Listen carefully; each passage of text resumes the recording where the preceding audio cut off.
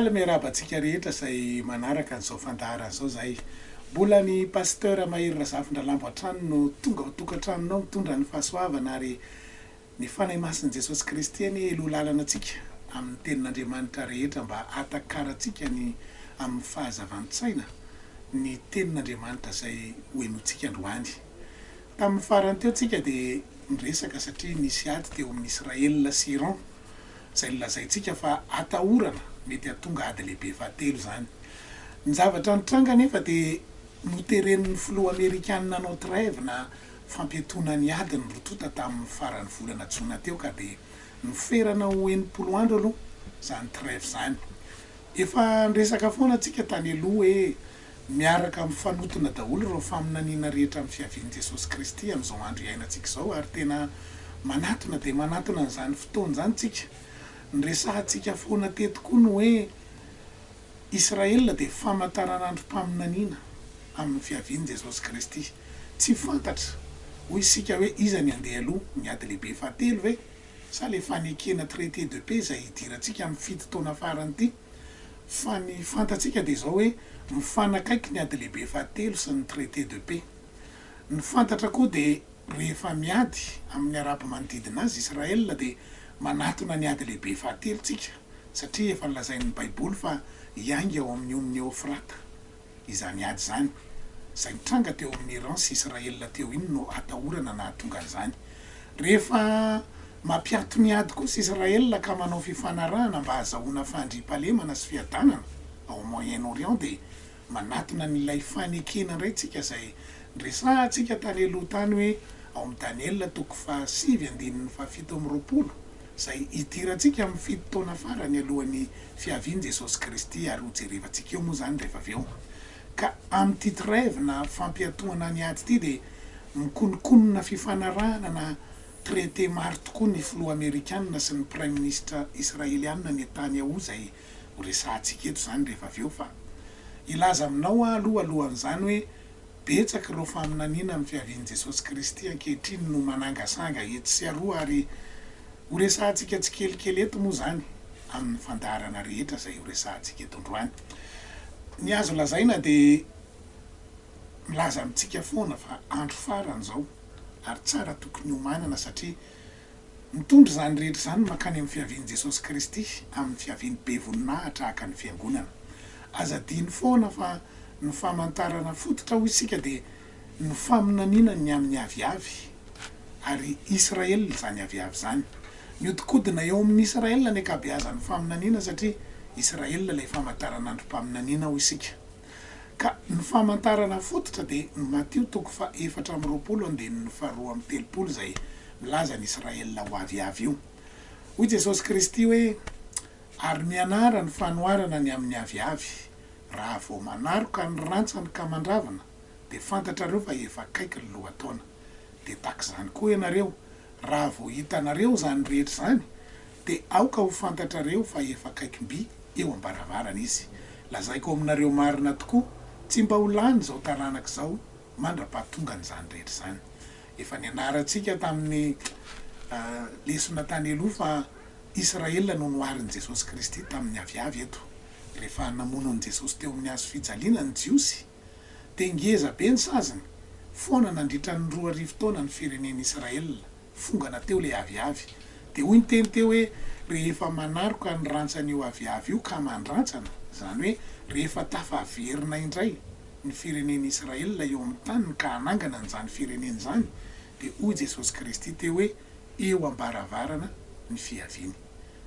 Tamin'ny taona 770 no niverina ho firenena indray Israel tao aorianan'ilay 2 taona nahafongana azy teo.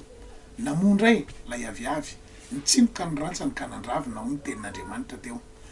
Tamin'ny 770 zany ny fiavian'i Jesosy Kristy nefa teo ambaravarana arak'ilay teny teo.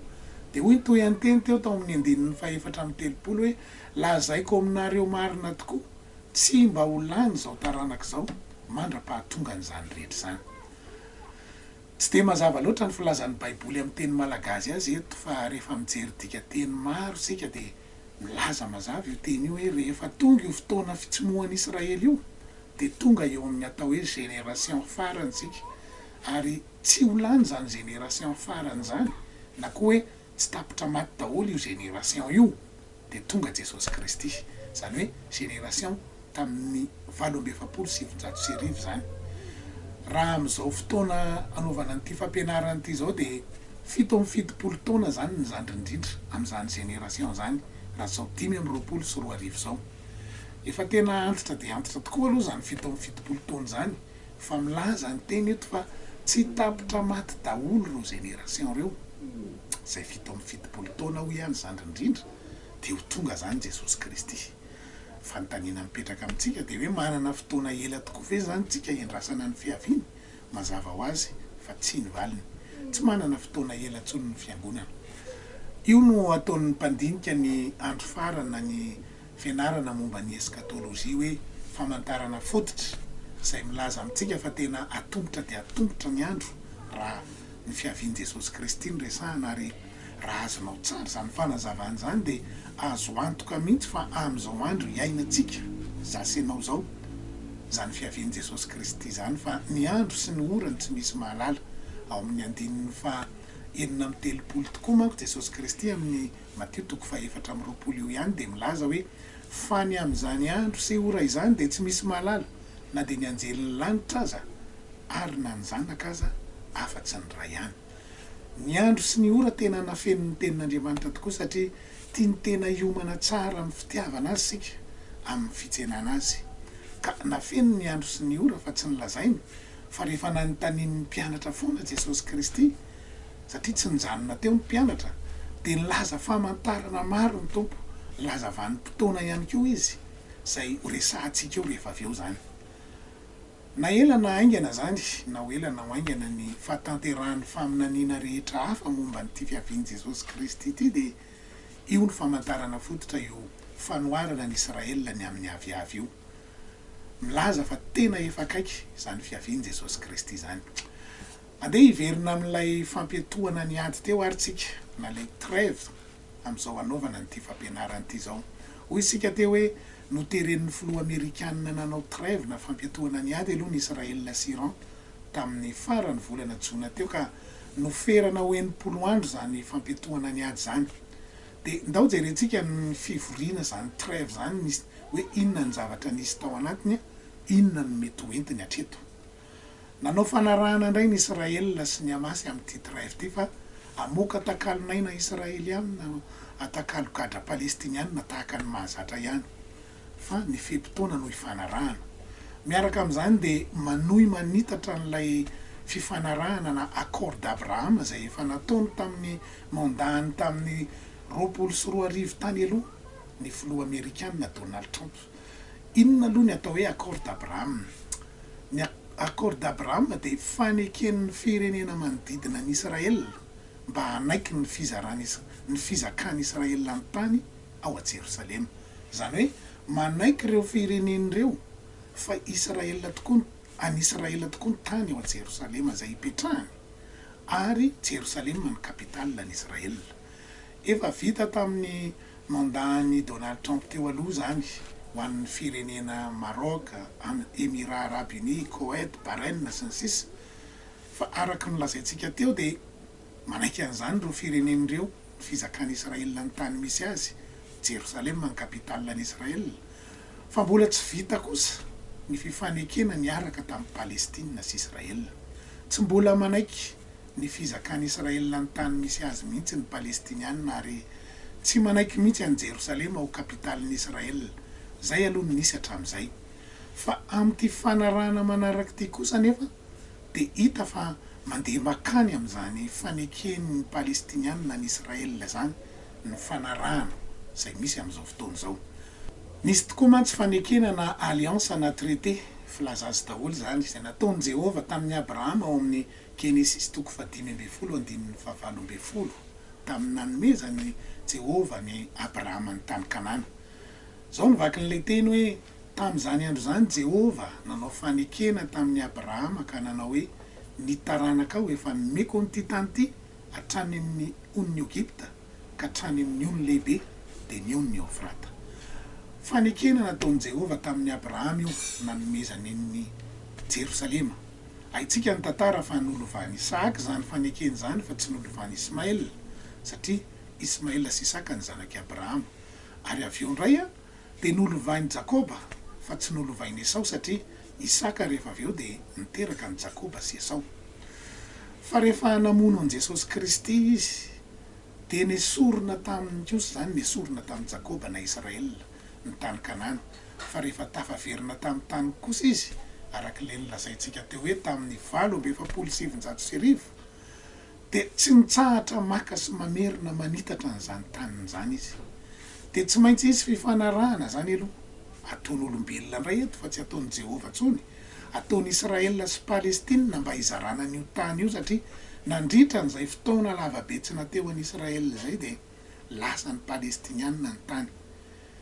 De zay ny antony hoe tsy maintsy amin'ny Palestinianina izy no manao an'ilay fanekena satria ny fitoeran'ny telopolo fahatelo zay ho atsangany ihany koa de efa hitatsika mipetraka eo lay moské Al-Aqsa sy ny Dôme du Rocher zay an'ny Palestinianina zany de tsy maintsy manao fifanarahana eo izy anangana ny tempoly. Zay zany fanekena lazain'ny Baiboly ao amin'ny Daniel 7:7 hoe fanekena zay hidirantsika amin'ny 7 taona farany alohan'ny fiavian'i Jesosy Kristy. Nahoana no miteny hoe 7 taona farany? Mety hiteny mantsy ianao hoe Jesosy aza milaza hoe tsy misy malala ny andro sy ny orako, ahoana nareo no milaza hoe 7 taona farany? Ny andro sy ny orany tsy misy malala mba hiomanantsika tsara ho itsika. Fa ny Baiboly kosa de milaza vanim-potoana amin'ity Daniel 7:7 ty.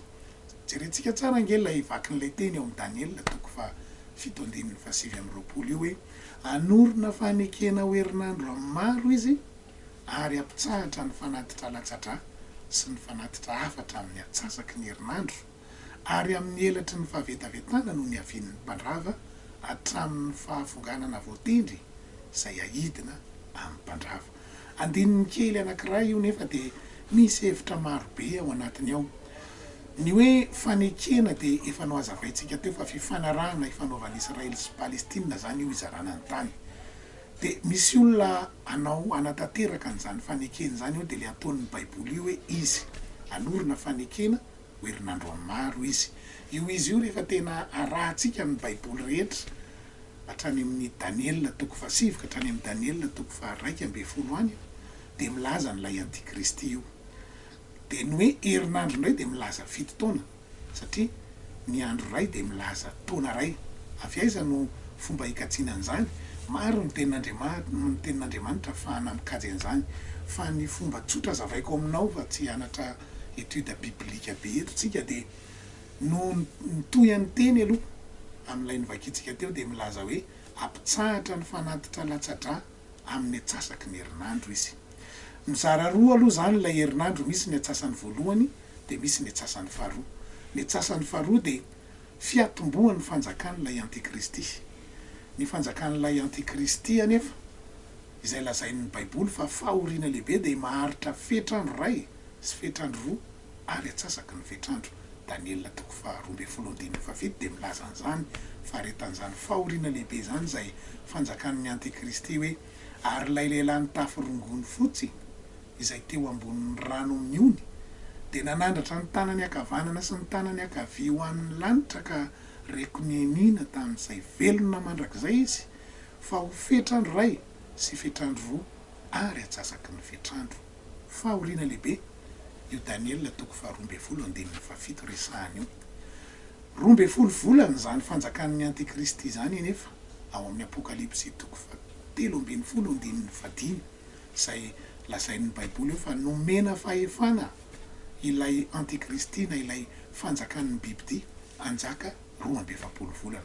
Ny 12 volana de 3 taona sy tapany rehefa ataotsika mikajy. 3 taona sy tapany zany ny fetrandro ray sy fetrandro roa ary atsasaky ny fetrandro de mazava ho azy fa zay ny ahafahana manatsoka hoe ay ny fetrandro ray zany de taona ray ary ny hoe herinandro na fetrandro 7 de milaza 7 taona. Zay no ilazana fa miditra amin'ny 7 taona farantsika rehefa mandeha ty fanekena na traité de paix na accord d'Abraham amin'ny Israel sy Palestina ity. Zay mitetika ambadiky Trump sy Netanyahu amin'ity trêve zay hitanao ataony amin'ity hoe accord d'Abraham ity ny anarany fa ny anaran'ilay traité aza dia natao hoe accord d'Abraham nahoana satria amerina n'ilay tany nomeny Jehova ny Abraham ho an'ny Israela ny tena hevitra izy amin'ny rahalahy reto ao anatin'ity accord ity. Aza diny fa ny filoha Amerikanina Donald Trump dia tena mpamatsy vola ny tepolo fahatelo ary ao amin'ny fananganana nyity tepolo fahatelo ity mihitsy ny fony ny vola atsasaka sekely amin'ny Israela dia fa ny sarin'ny tepolo ny ao amin'ny ambadika ary sarin'ny filoha Donald Trump sy ny sarin'ny mpanjaka Kyrios kosa ny ao ambadika satria ny mpanjaka Kyrios tamin'izany fotoana izany tamin'ny andron'ny tepolo faharoa dia izy no namatsy ny tepolo faharoa ary Donald Trump kosa no mpamatsy vola ny tepolo fahatelo. Dia izany ty trêve konokononina izy amin'ny rahalahy ty ananganana ny tepolo fahatelo ny tena tanjona anisan'ny lehibe anankiray alohan'ny hoe ahazahoana fiadanana sy fandriampahalemana ao Moyen-Orient. Amin'ny fotoana anaovana an'izao fampianarana izao dia manao andrana na répétition générale ny atao hoe Institut du Temple. Efa niresantsika io Institut du Temple io fa fikambanana izay mikarakara momba ny fananganana nyity tepolo fahatelo ny jiosy ity. Dia manao fanandramana ry zareo, manao répétition générale amin'ny fandoroana ny fanatitra ombomena izay efa niresantsika tany aloha fa nisy ombomena anankidimy tamin'izany fotoana izany izay tonga tao Israela. Efa disqualifié daholo ny ombomena anankitelo fa ombomena anankiroa sisa. Dia le ombomena disqualifié anankitelo ny anankiray nanaovany zareo répétition générale amin'ny fandoroana zany fanatitra zany mba atao moa zany répétition générale zany mba tsy hisy fahadisoana mihitsy ny fandoroana n'ilay fanatitra tena izy ho an'i Jehova araky ny loharanom-baovao aloha. Dia tamin'ny fahavalony volana Jolay teo no nanaovana n'izany fanandramana fanatitra zany. Tena milaza amintsika zany fa matoa zany natao dia efa tsy ho ela ntsony lay tena izy anaovana an'ity fanatitra ombomena izay ananganana ny tepolo fahatelo ity. Tsy mbola namoaka daty ny tena anaovana ny fanatitra ry zareo fa ny azo antoka dia tsy ho ela ntsony zany satria efa niresantsika teto foana fa tsy azo atao anatin'ny ady ty fanatitra ombomena ity. Dia izay no mahatonga ny zareo maika tamin'ity trêve ity mba hananganana n'izany tepolo fahatelo zany anaovana ny fanatitra io. Miara-manara-maso moa tsika amin'ny fananganana n'izany tepolo fahatelo zany. Efa voafidy ny mpisorona be anatanteraka n'izany fanatitra zany, fanatitra voalohany ombomena zany dia efa voafantana hoe iza ny mpisorona be izay anao an'izany. Efa voafidy izy amin'izao fotoana iresantsika izao. Ny vato voalohany na ny pierre angulaire koa ny filaza azy ho an'izany tepolo fahatelo zany dia efa nipetraka satria efa fantatra ny toerana ananganana n'izany tepolo fahatelo zany. Ka manara-maso tsika ny amin'izany rehetra zany fa arao foana ny fandaharana mba ahitantsika ny hotoyany rehetra. Azo antoka ihany koa fa ho arahantsika maso ny fanatanterahana ny fitsanganan'ny État palestiniana na ny solution à deux États zany izay anaikin'izany ny État palestiniana, anaikin'izany État palestiniana zany Israel. Betsaka ny olona milaza fa tsy ho tanteraka mihitsy izany État palestiniana zany satria tsy anaikin'izany mihitsy ho ny sasany ny jiosy. Ary milaza koa ny olona fa tsy anaiky mihitsy koa ny Israeliana ny tsanganana io État palestiniana io. Raha ny fizotra ny fanarahana mandeha amin'izao fotoana izao anefa dia tena hita fa makanitsika ary hita taratra ao anatin'ny baiboly mihitsy anie izany État palestiniana zany. Ka tsy maintsy ho tonga zany ary ho hitantsika eo fa tena ho tanteraka tokoa zany satria voasoratra zany. Raha jerentsika amin'ny Matteo 4:20 andehan'ny 5:20 dia milaza Jesosy Kristy hoe raha hitanareo mitsangana ao amin'ny fitoerana masina ny fahavetavetan'ny fandravana izay nampilazaina ny Daniela mpaminany dia aoka izay olona ny Jodia ndositra ho any tendrombohitra ary izay ao an-tampon-trano aoka tsy hidina haka ny ao an-tranony ary izay any an-tsaha aoka tsy hiverina haka ny lambany. Tsy maintsy tanteraka foana ho isika ny tenin'Andriamanitra rehefa nitenenitsika teto foana zany fa milaza mantsy Jesosy Kristy eto fa rehefa hitsangana ilay antikristy ka ilaza ao amin'ny telopolo fahatelo ao izy fa izy no Andriamanitra tokony hivavahana. Zay ny atao hoe fahavetavetan'ny fandravana, zay nyresahan'i Jesosy Kristy teo. Dia isy fandringanana lehibe zany zay ho atao an'ny Jiosy amin'io fotoana io ao amin'ny tanànany Jodia, satria hoy Jesosy teo hoe ianareo any Jodia aoka tsy verina haka ny lambany zay any an-tsaha. Jodia dia lazain'i Jesosy Kristy eto dia sisy Jordania amin'izao fotoana izao. Milaza zany Jesosy Kristy eto fa izy fandringanana tampoka lehibe indray tahaka an'ilay tamin'ny fahafitony volana Oktobra fahatelo amby roapolo sy roa arivo teo iny, mbola ho atao amin'ny Jiosy indray io, amin'ny Jiosy eo a Jodia na sisy Jordania, rehefa hitsangana ilay président mondial ka ametaveta ao amin'ny tempoly izy. Tsy ho afaka ho tanteraka mihitsy zany ry havana raha tsy lasan'ny Palestinianina aloha sisy Jordania. Zany hoe ho lasa État Palestinianina aloha sisy Jordania, zay vao afaka hanjakazaka ao ny Palestinianina.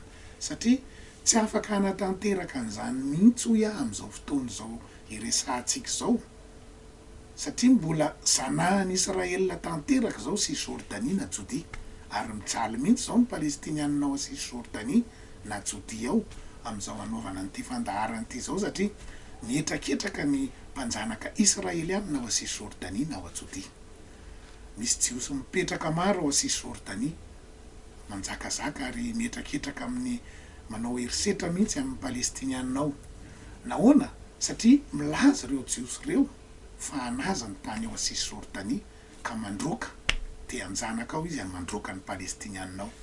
Fa ny tenin'i Jesosy Kristy eto dia milaza fa hivadika izany toe-javatra zany atsoatsy rehefa tafapetraka eo lay président mondial, ary indrindraindrindra rehefa tafapetraka ihany koa ny État palestinianina. Io zany no milaza fa hitsangana ny État palestinianina. Ka manara-maso an'izany tsika hoe amin'ity trêve ity ve no hatanteraka an'izany, satria tena hita mandeha tsikelikely makany tokoa ny toetra ra géopolitika izay hitondrany ny filoha Donald Trump sy ny Prime Ministre Netanyahu azy amin'ity accord d'Abraham izay ataony eraky Moyen-Orient ity. Raha tanteraka zany io traité de paix io, dia io no mandeha voalohany zany fa tsy niady lehibe fahatelo, dia ahita ny Jiosy anangana ny tempolony fahatelo eo isika, dia miditra amin'ny fito taona farany tsika amin'ny fiavian'i Jesosy Kristy. Zay ny Baiboly arak'ilay Daniel toko fasivy andininy fafito amby roapolo teo. Eo tsika zany zao. Andeha isan'andro ao amin'izay ny fanatitra latsa-drà. Dia nihevitra moa i Donald Trump sy ny Prime Ministre Netanyahu fa isy fandriam-pahalemana haritra tokoa amin'izay avy eo ao Moyen-Orient ao aorianan'io fanekena io.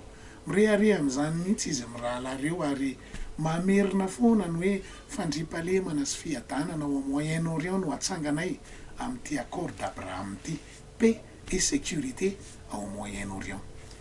Fa ny tena marina araka ny soratra masina ary izany no tanteraka, dia eo vao tena hanomboka niady hatonga ny fiandohaniny atao hoe fahoriana lehibe. Ny Baiboly foana ny tsy maintsy tanteraka ry havana. Efa hitantsika tamin'ny fampianarana hatramin'izay fa tsy maintsy tanteraka izay voasoratra rehetra ao amin'ny Baiboly. Ny Tesalonianina voalohany toko 5:1-3 dia manao hoe raha misy olona manao hoe miadana sy mandry fa izay paix et sécurité no tiany lazaina eo, dia anjoa azy tampoka ny fandringanana toy ny fararian'ny vehivavy raha miteraka ka tsy ho afa mandositra mihitsy izy. Ny fiadanana sy mandry fa izay dia paix et sécurité hoy isika raha jerena amin'ny Baiboly tika teny hafa. Rehefa rehefa mamerimberina an'izany fiadanana sy fandriam-pahalemana an'izany, hoy ny Baiboly ny olona dia ho tonga tampoka ny fandringanana. Zay no antony anarantsika ny tenin'Andriamanitra, satria ny tenin'Andriamanitra amin'ny faminaniana rehetra izay efa tanteraka dia milaza mialoha ny zavatra ho avy. Dia zay no antony hiakinantsika tanteraka amin'ny tenin'Andriamanitra. Fa ny tenin'Andriamanitra eto dia mampiomana fa akatoko ny fiavian'i Jesosy Kristy dia izy paix et sécurité sandoka.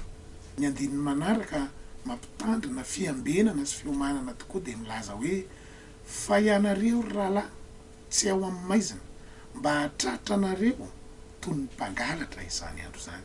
Milaza zany fa ho antsika izay efa maheno sy mahalala ny faminaniana ka mianatra an'izao fampianarana izao dia dia mahalala fa mifanarakaraka ny traité de paix sy ny ady lehibe fahatelo dia hoy isika foana tany aloha hoe fiandohan'ny fahoriana zany ady lehibe fahatelo zany. Ndikany dia raha ny traité de paix zany no mandeha aloha dia manano tanina ao ambadika ao koa ny ady lehibe fahatelo rehefa avy eo. Ianao tokoa ve dia mihevitra fa hipetraka fotsiny amin'izao reo arabo reo zay efa tena potika ny tanànany, potika ny fivelomany sy ny hoavany, maty ny ankohonany, ny fianakaviany rehetra sy ny momba azy rehetra, dia mety hevitra ve tsika fa tsy hamaly faty reo? Efa ao anatin'ny rahan'ireo mihitsy ny valy faty amin'ny fahavalony ary tena azo antoka fa hamaly faty ny Israela sy ny Amerikanina reo. Ny Iranianina sy ireo firenena arabo izay niady tamin'ny Israela reo dia efa tena manararoatra mikonokonona amin'izao fotoana izao, mamahana fitaovam-piadiana arak'izay azony atao. Amin'izao fotoana ny trêve izao dia manomboka hita taratra zany hamelezana ny Israela sy ny Amerikanina ary betsaka ny firenena avy any ivelany mamatsy atsokosoko mba hanaovany valy faty. Ka mampiomana antsika zany fa vao mainka tokony ambina hatranontsika manohy ny fiomanana ny ara-nofo na ny ara-panahy fa tena akatoko zany fidirany fiandohan'ny fahoriana lehibe zany tsika amin'izao fotoana izao ry havana amin'ity hoe accord d'Abraham izay lazaintsika teo hoe mikonokonona traité de paix na hoe fandriam-pahalemana sandoka ity. Tsy maintsy tanteraka ny tenin'Andriamanitra. Tokony ho ararotintsika izao trêve izao mba ahafahana miomana sy manangona ny hoavy. Tahaka nataon'i Josefa rehefa nomena fampandrenesana fito taona meloa izy fa hisy mosary, dia nanao fiembenana fanangonana izy nandritra ny fito taona na tonga azy velona tamin'ny mosary fito taona.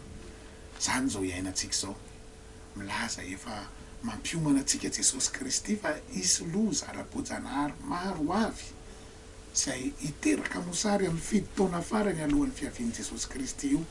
Hisy gouvernement mondial hitsangana izay apiditra an'izao tontolo izao ao anatin'ny fahoriana lehibe. Efa mifanotona daholo zany zavatra rehetra zany ary mikonokonona an'izany izao tontolo izao. Amin'ny oktobra zao ohatra no manomboka ho tanterahan'ny Europeanina rehetra ny ampiasana ny lela-vola atao hoe euro.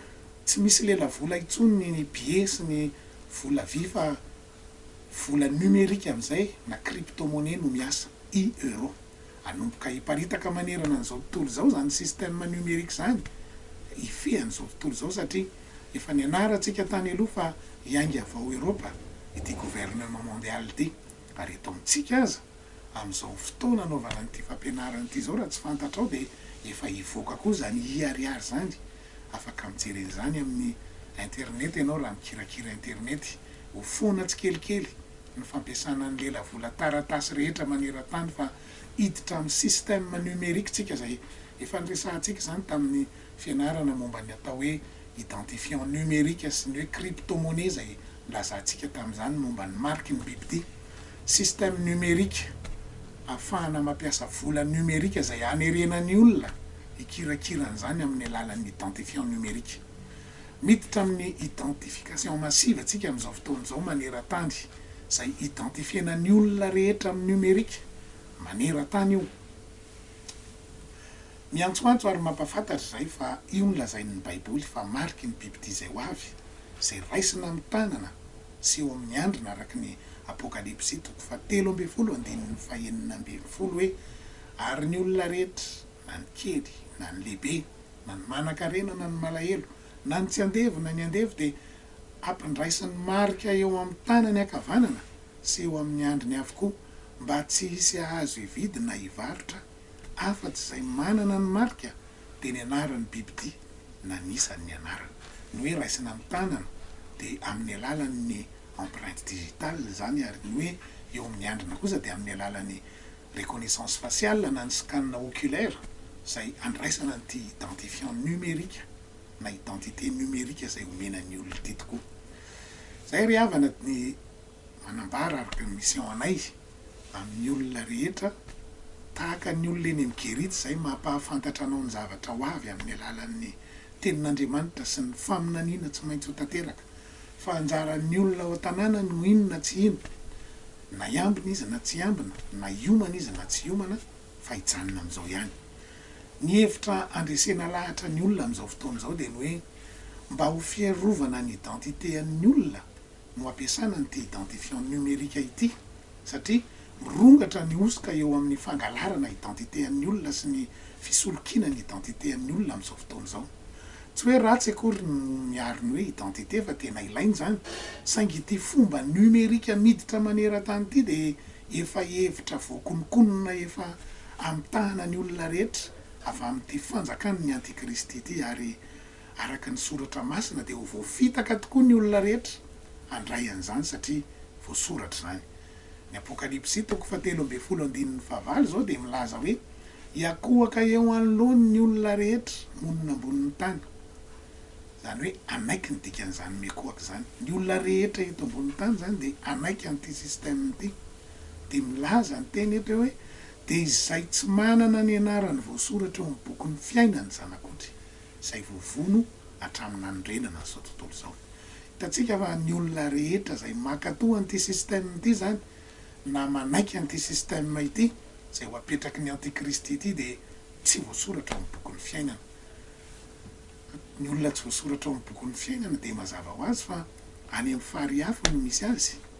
Zany lazain'ny baiboly ny andininy manaraka dia miteny eo amin'ny fahasivy hoe raha misy manatsofina aoka izy iaino.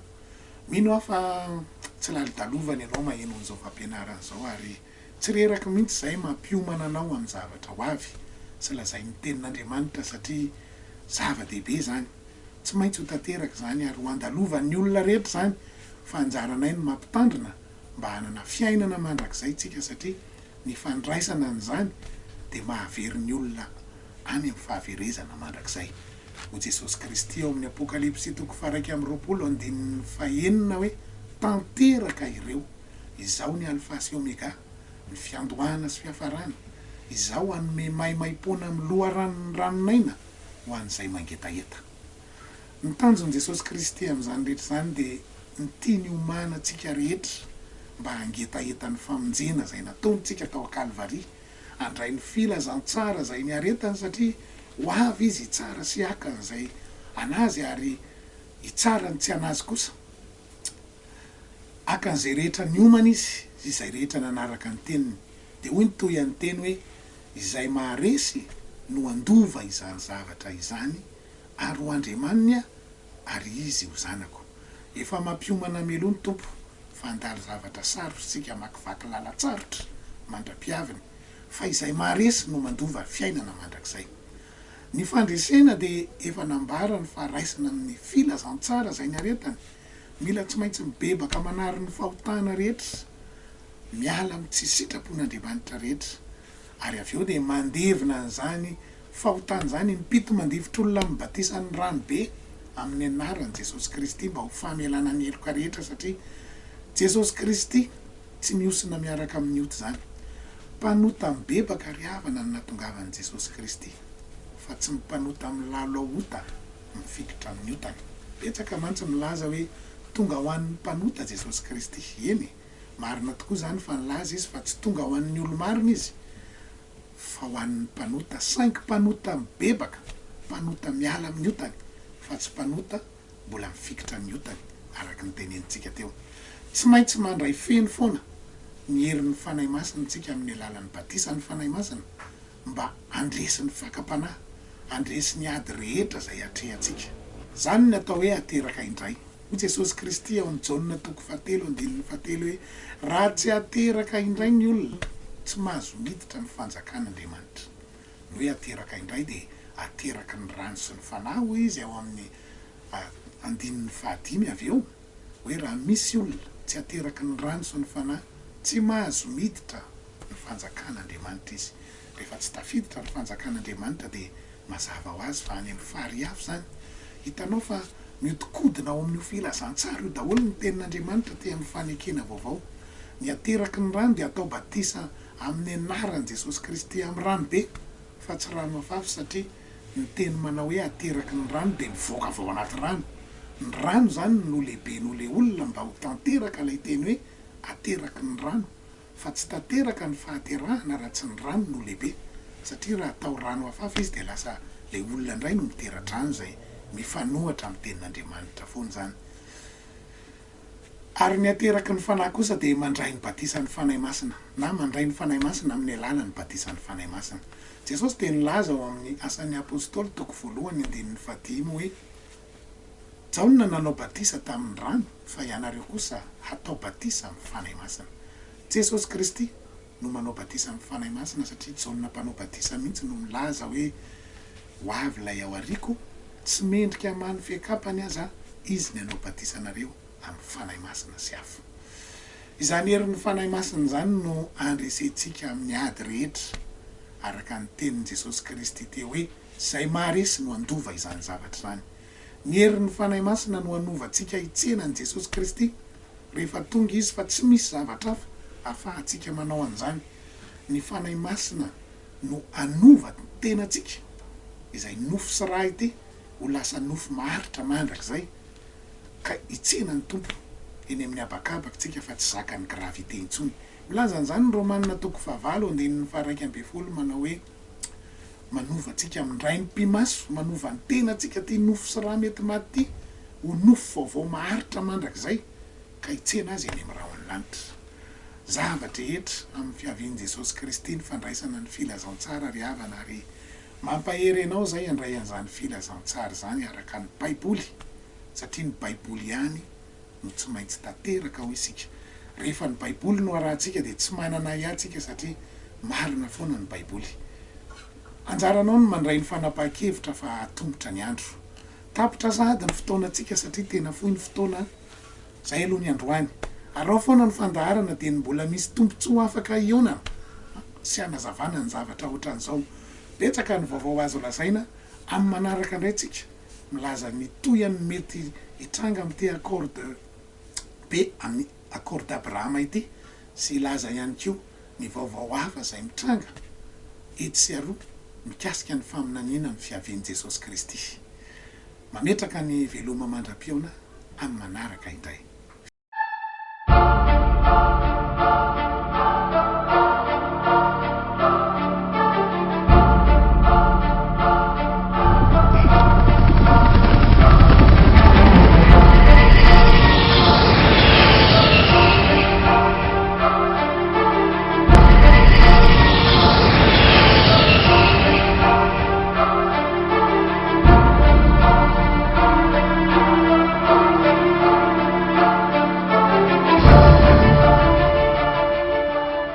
Faly miarabantsika